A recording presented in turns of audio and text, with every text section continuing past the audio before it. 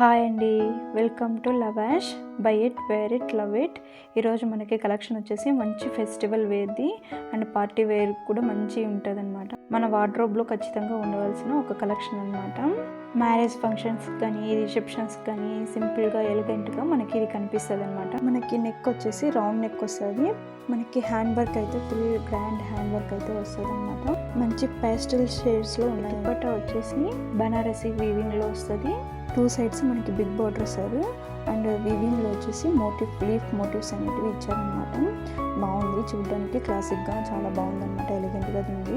2 షేడ్స్లో మనకి అవైలబుల్గా ఉన్నాయి. 2 కూడా పాస్టల్ షేడ్స్లోనే ఉన్నాయన్నమాట.